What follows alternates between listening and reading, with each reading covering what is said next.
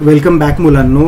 आपण शिकतो आहोत SSC बोर्डाचा 10वीचा पॉलिटिकल सायन्सचा lesson number 1 working of constitution. त्याच्यामध्ये आपण मागच्या व्हिडिओमध्ये आपण बघितलं सोशल जस्टिस आणि इक्वॅलिटी.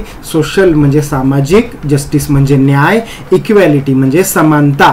आणि हे आपलं ऑब्जेक्टिव्ह आहे आपल्या कॉन्स्टिट्यूशनचं, संविधानाचं. जेव्हा बाबासाहेब आंबेडकरांनी आणि त्यांच्या 250 जणांच्या कमिटीनी जेव्हा हे बनवलं, काय बनवलं, कॉन्स्टिट्यूशन बनवलं, त्यावेळी त्यांनी हे एक ऑब्जेक्टिव्ह आपल्या पुढं दिलं की हे ऑब्जेक्टिव्ह असलं पाहिजे. काय ऑब्जेक्टिव्ह असलं पाहिजे? एक समाज असा तयार करायचा आहे की जिथं सोशल जस्टिस असला पाहिजे, जिथं ज्या समाजामध्ये न्याय असला पाहिजे आणि ज्या समाजामध्ये इक्वॅलिटी असली पाहिजे. आणि त्याच्यासाठी नुसतं असलं पाहिजे म्हणून ते मोकळे झाले नाही. त्यांनी कामं सांगितली, काय काय कामं करायची, आणि त्याच्यानंतरच्या गव्हर्नमेंटनी ती सगळी कामं केली. ती कामं काय काय केली त्यातला पहिला मुद्दा आहे policy of reservation of seat. ठीक आहे, हा मुद्दा आता आपण बघणार आहोत. चला पटकन बघूयात, फार वेळ नको घालवायला. साधारण एक 5 मिनिटांमध्ये हा व्हिडिओ आपण आटपायचा प्रयत्न करूयात. ठीक आहे, चला. पॉलिसी म्हणजे काय? पॉलिसी म्हणजे धोरण. ठीक आहे, पॉलिसी कोणतं धोरण? गव्हर्नमेंट जे बनवतं त्याला म्हणतात धोरण. Of reservation. रिझर्वेशन म्हणजे काय? रिझर्व आहे. ठीक आहे, रेल्वेमध्ये जाताना तुम्ही तुमचं सीट रिझर्व करता, बसमध्ये जाताना सीट रिझर्व करता, किंवा थिएटरमध्ये एखादा मूवी जाताना तुमचं सीट तुम्ही तिकीट काढता म्हणजे तुमचं सीट रिझर्व झालं. रिझर्व म्हणजे काय? साध्या भाषेमध्ये ते सीट तुम्ही तुमच्यासाठी राखीव आहे. तुम्ही एखाद्या हॉटेलमध्ये जाता तेव्हा एखादा टेबल रिझर्व असतो. रिझर्व म्हणजे काय? तो टेबल राखीव आहे, कोणासाठी तरी तो ठेवलेला आहे, तिथं तुम्ही जाऊन बसू शकत नाही. रिझर्वेशन ऑफ सीट म्हणजे काही जागा त्यांनी राखीव ठेवल्या मुद्दामून. कुणासाठी, कशासाठी? चला पुढे बघूयात. बघा बरं का, policy of reservation of seats is meant for those sections of society who have been deprived of the opportunities for education and employment for a long period of time. हे बघा, ह्यातली जी वाक्य आहेत ना, आता काही काही वाक्य अशी वाटतात, अंगावर येतात. एवढं मोठं वाक्य, 4 आणि 5 ओळींचं वाक्य, हे मी पाठ कसं करू? पाठच करू नका भाऊ, काही टेन्शन नाही. तुम्ही फक्त ते समजून घ्यायचा प्रयत्न करा. बरं, चला बघा, एकदम साध्या सोप्या आणि मराठी भाषेमध्ये. तुम्हाला एक गंमत सांगू का? खूप अवघड भाषा ना मला स्वतःलाच येत नाही बरं का. साध्या सोप्या भाषेमध्येच मला कळतं, तेच मी तुम्हाला सांगण्याचा प्रयत्न करतो. Policy of reservation of seat is meant for those section म्हणजे हे त्या लोकांसाठी सीट रिझर्व ठेवलं हू हॅव बीन डिप्राइव्डचा अर्थ आहे वंचित. खूप वर्षानुवर्ष त्या लोकांना वंचित ठेवलं, म्हणजे त्या सुख सोयींपासून लांब ठेवलं की चला लांब जाऊन बसा, तुम्हाला हे सगळं मिळणार नाही. त्या लोकांसाठी हे तिथं त्या लोकांना हे आता राखीव रिझर्वेशन मिळतं.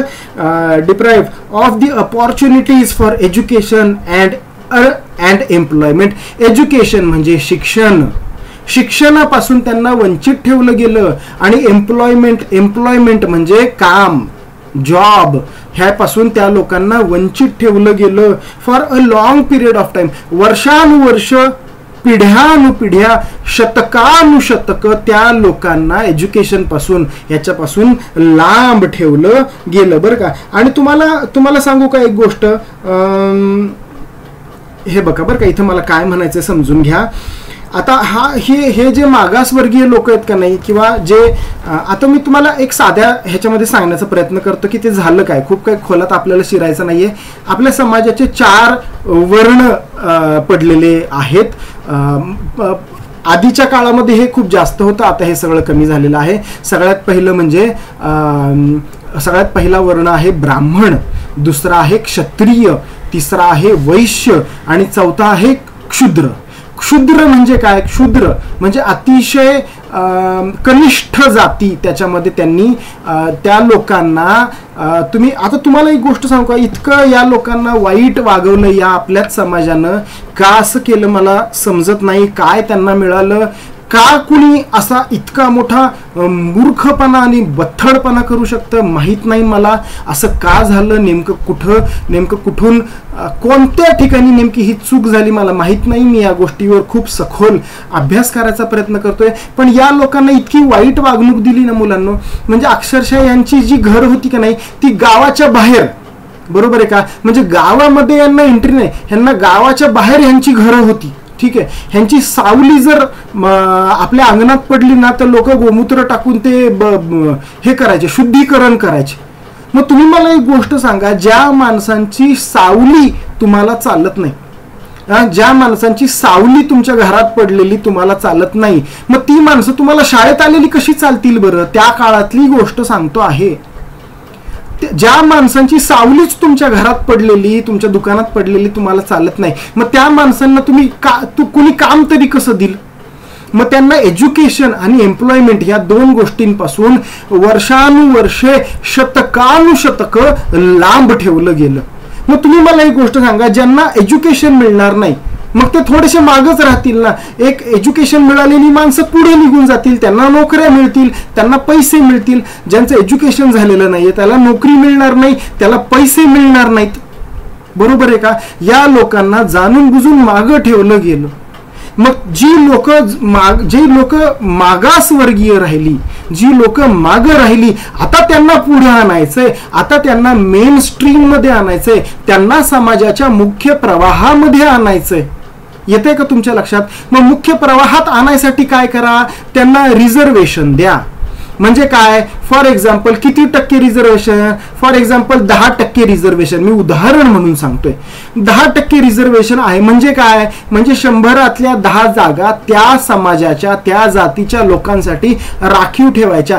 तिथं फक्त त्याच जातीची लोक भरायची, दुसऱ्या जातीची लोक भरायची नाही. याला म्हणतात रिझर्वेशन. साध्या भाषेमध्ये, मराठीमध्ये याला म्हणतात आरक्षण.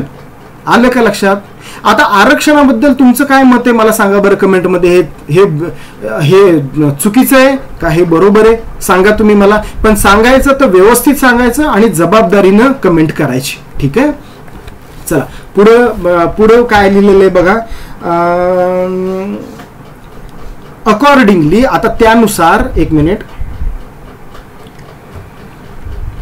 त्यानुसार इन एज्युकेशनल इन्स्टिट्यूशन्स, हे बघा मी इथं आहे, अकॉर्डिंगली त्या पद्धतीनं in educational institutes and in government services. Educational institutes म्हणजे कुठं? शाळांमध्ये, कारण की त्यांना एज्युकेशन पासून लांब ठेवलं गेलं होतं.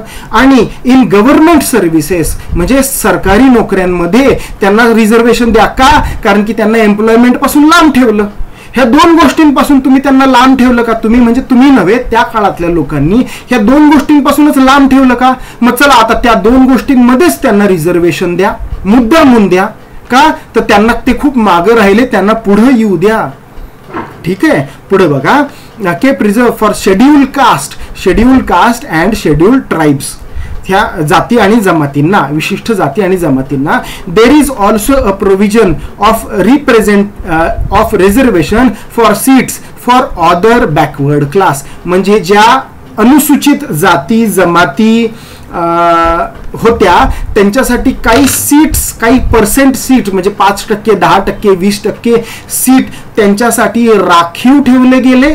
तिथं त्यांनाच जॉब दिला गेला, तिथं त्यांनाच ऍडमिशन दिले गेले आणि त्यांना समाजाच्या मुख्य प्रवाहामध्ये आणलं गेलं. या पद्धतीनं सोशल जस्टिस आणि इक्वॅलिटी स्थापन करण्यासाठी.